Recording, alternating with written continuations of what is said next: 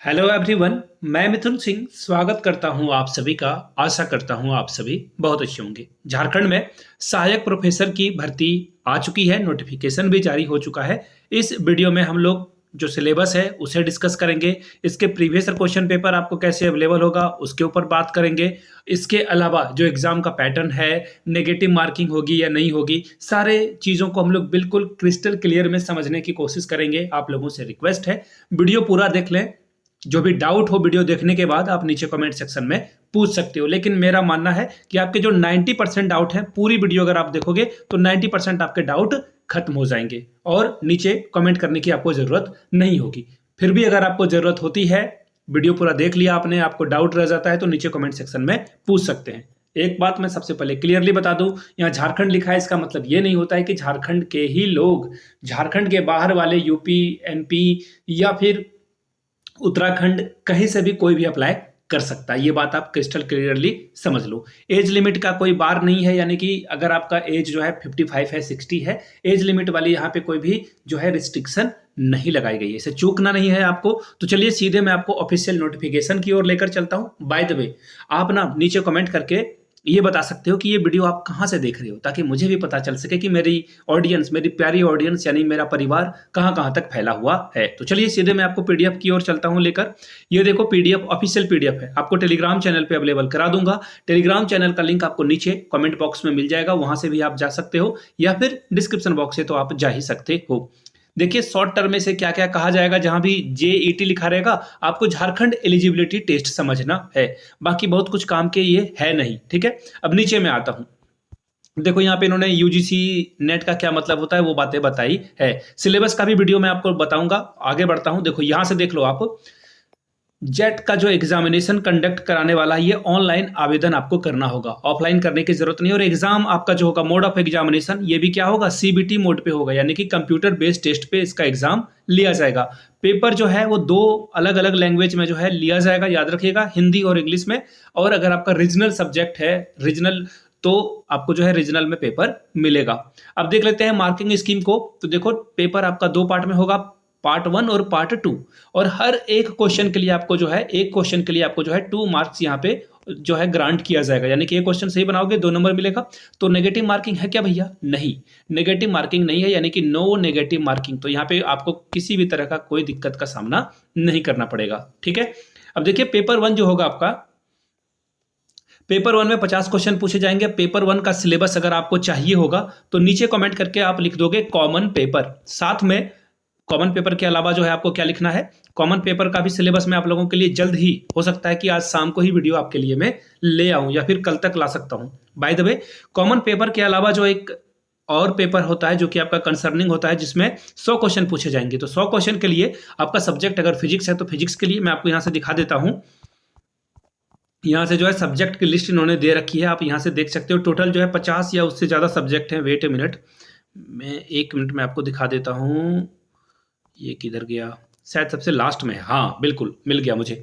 यहाँ से देखो, anthropology, Arabic, Bengali, Chinese, commerce, यहाँ सारे सब्जेक्ट के नाम इन्होंने दे रखे हैं। टोटल अगर आप सब्जेक्ट का नाम देखोगे तो 43 सब्जेक्ट के लिए जो है रिक्रूटमेंट आने वाली है। तो सारे को मैं पढ़ नहीं सकता हूँ। बाय द वे, नीचे कमेंट करके आप अपने सब्जेक्ट का नाम नीचे लिख दीजिए। तो जिसकी संख्या सबसे ज्यादा होगी, सपोज कर लो कि इंग्लिश वाले जो है कमेंट में सबसे ज्यादा इंग्लिश की कमेंट आती है कि इंग्लिश सब्जेक्ट पे बनाया जाए पेपर, तो मैं फटाफट आपके लिए इंग्लिश के लिए पेपर बना दूंगा। तो क्या दूसरे सब्जेक्ट वाले के साथ भेदभाव होगा? बिल्कुल नहीं, ऐसा यहाँ नहीं होता। बस सीरियल नंबर में जो वीडियो की सीक्वेंसिंग आएगी, जिसका सबसे ज्यादा कमेंट होगा उस सब्जेक्ट को जो है सबसे पहले चूज किया जाएगा। डेमोक्रेसी में बिलीव मैं करता हूं। अब आगे देखिए, मैंने आपको क्या बताया कि एज लिमिट कुछ है नहीं यहाँ पे, यानी कि कोई अपर एज लिमिट नहीं रखी गई है, तो कोई भी इसे अप्लाई कर सकता है असिस्टेंट प्रोफेसर के लिए, या फिर पीएचडी में जिसको एडमिशन चाहिए होगा, वो दोनों के लिए एक ही एग्जाम है। आगे देखिए, यहां से आप देख पाओगे जो नंबर वाला क्राइटेरिया है वो मैं आपको दिखा देता हूं। ये देखो, वेट ए मिनट, यहाँ एक्चुअली है नहीं, वेट ए मिनट में दिखा देना चाहता हूं। एलिजिबिलिटी में वो दिखेगा, वेट ए मिनट, शायद मैं ज्यादा नीचे आ गया हूं। वेट वेट वेट वेट,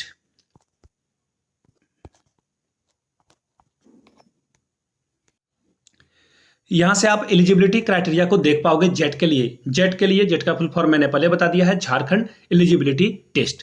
अब यहाँ से आप देख पाओगे अगर आप जनरल कैटेगरी से बिलोंग करते हो या फिर ईडब्ल्यूएस से बिलोंग करते हो तो 55 मार्क्स आपको लाना ही पड़ेगा मास्टर्स में, यानी कि पोस्ट ग्रेजुएशन में जिस सब्जेक्ट से आपने किया है उस सब्जेक्ट से। आगे देखो,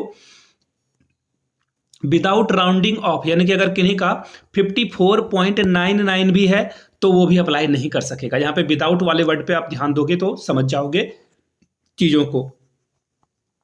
अब आगे देख लीजिए, अगर आपकी category BC1, BC2, schedule caste यानी कि SC कैटेगरी से बिलोंग करते हो या ST कैटेगरी से बिलोंग करते हो या फिर PWD से करते हो तो उनके लिए 50% एटलिस्ट रखा गया है विदाउट राउंडिंग ऑफ, यानी कि अगर किन्हीं का 49.22 है तो भी वो फॉर्म नहीं भर पाएगा और जिनका 59.89 भी है वो भी फॉर्म नहीं भर पाएगा। ठीक है, तो अगर मैं बात करूं तो इसके लिए क्या चाहिए, सिर्फ और सिर्फ पोस्ट ग्रेजुएशन के बाद ये एग्जाम क्रैक करोगे, उसके बाद आपकी असिस्टेंट प्रोफेसर में जॉब लग जाएगी। जेट का एग्जाम आपको क्लियर करना है।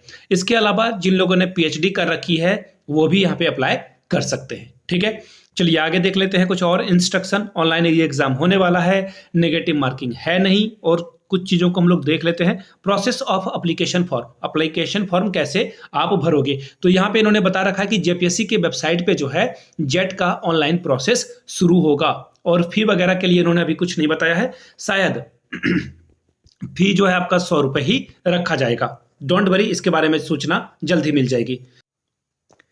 यहां से आप देख पाओगे candidate should keep the following ready before the starting filling the form, यानी कि अप्लाई करने से पहले आपके पास क्या क्या होना चाहिए वो देख लो।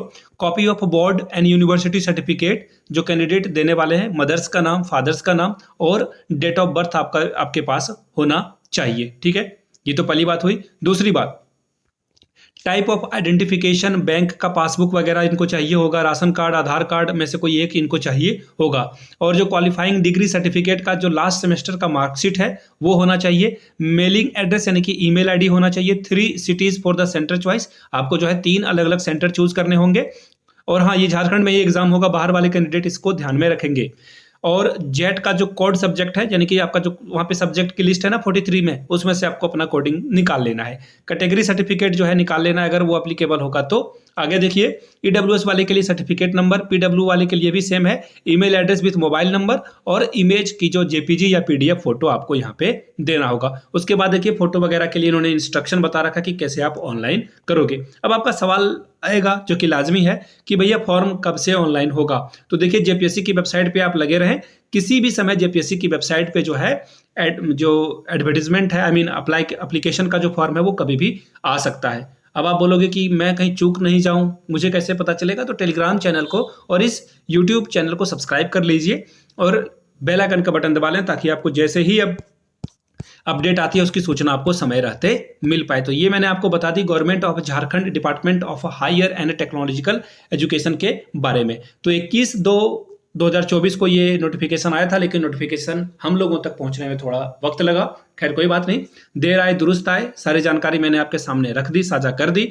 अब आपको नीचे कमेंट करके बताना है कि ये वीडियो कैसा लगा, आप कहाँ से इस वीडियो को देख रहे हैं, और वीडियो यहाँ तक देख ली है और प्यार आया आपको तो कृपया करके एक बार नीचे कमेंट करके जय हिंद जरूर लिखिएगा ताकि मुझे भी पता चल सके वीडियो आपने यहाँ तक पूरी देख ली है। इस वीडियो को अपने दोस्तों, रिश्तेदारों तक साझा करें, शेयर करें, उन तक पहुंचाएं इसे, किसी एजुकेशनल व्हाट्सएप या फिर टेलीग्राम ग्रुप पे इसे जो है सेंड कर दें। इस वीडियो को लाइक करें, सब्सक्राइब करें, शेयर करें। वीडियो को लाइक कर सकते हो, सब्सक्राइब नहीं कर सकते हो, चैनल को सब्सक्राइब करना है। Thank you so much for watching this video. Have a good day.